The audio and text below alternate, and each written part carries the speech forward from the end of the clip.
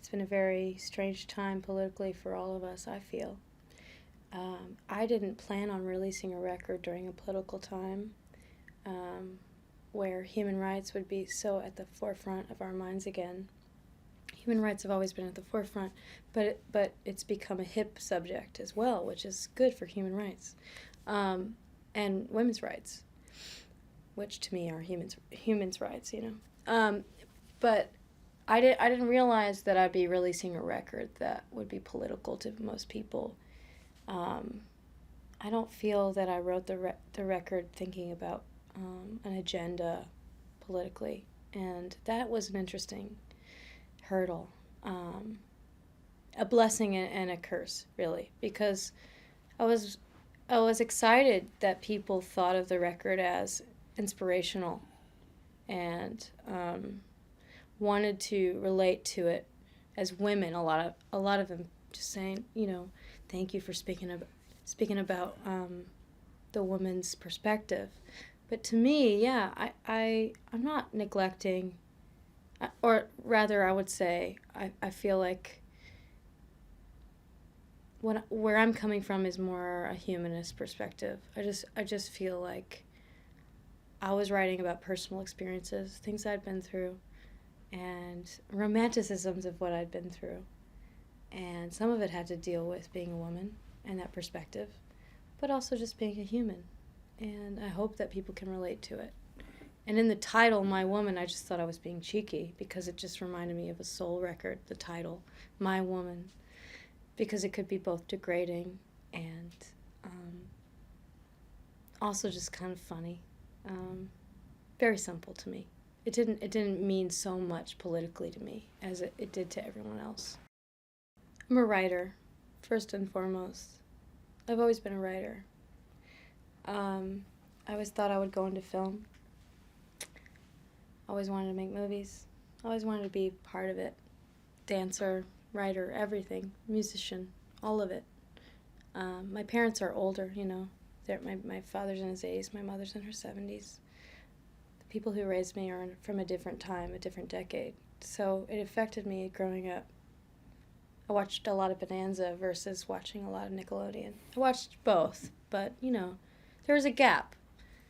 And so I viewed the gap as inspiration versus a struggle or versus a separation.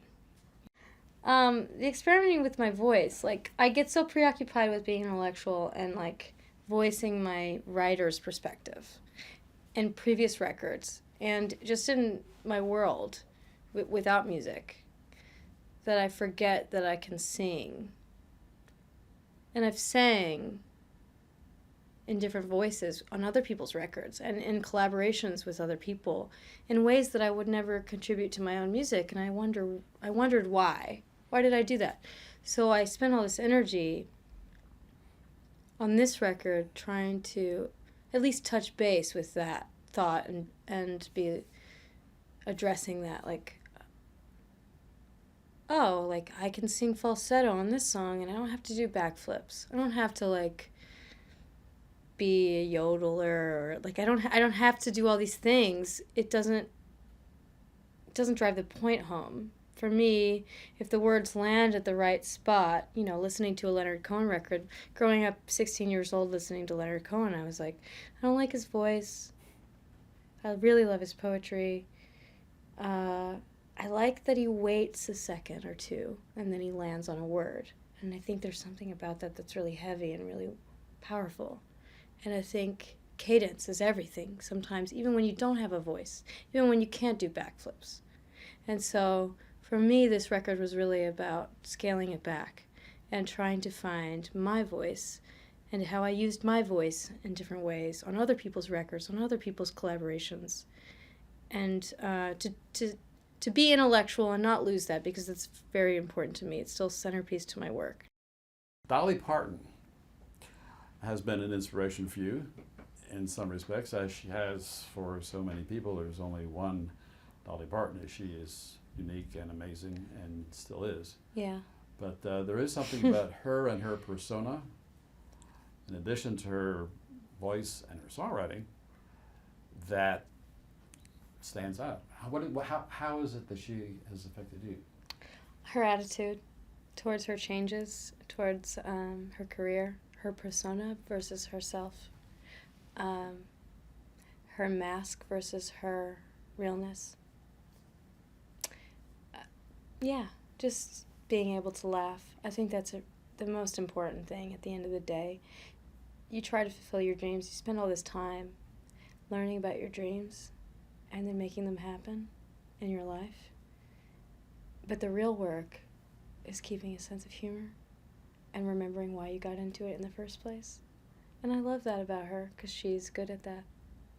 You know, I went from a very small community, growing up poor, to going to a private school. And my parents were much older, them using their retirement funds to spend towards my private school.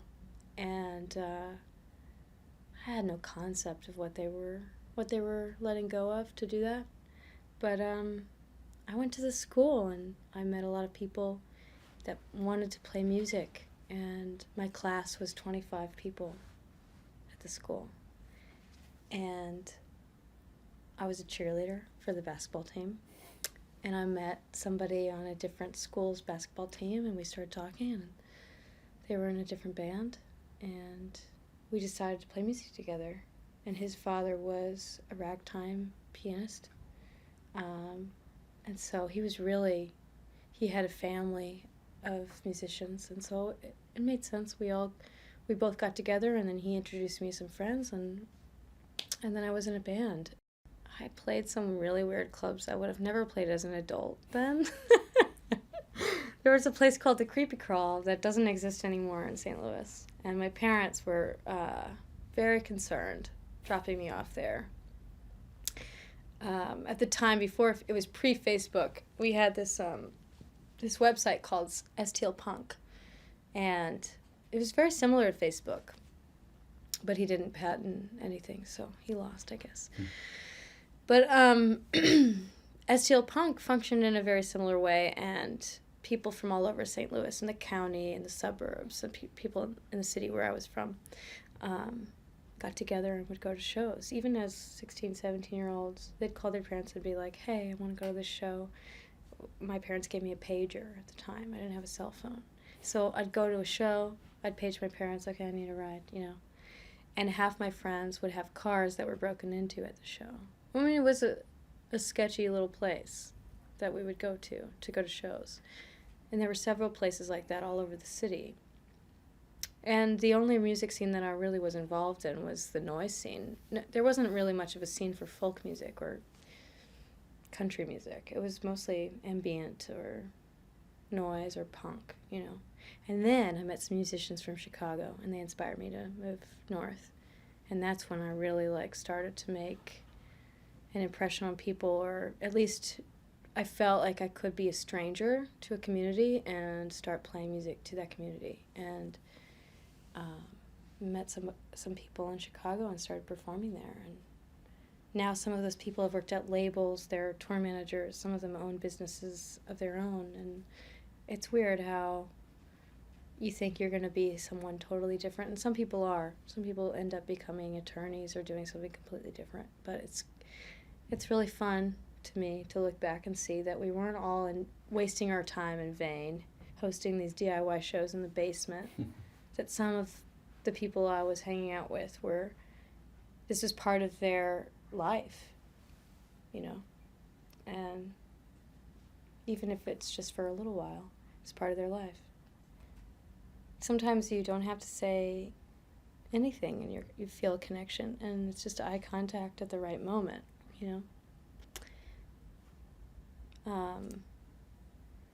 But yeah, with this band particularly, we've spent so much time together that we do have a language on stage, and it takes a while to develop that.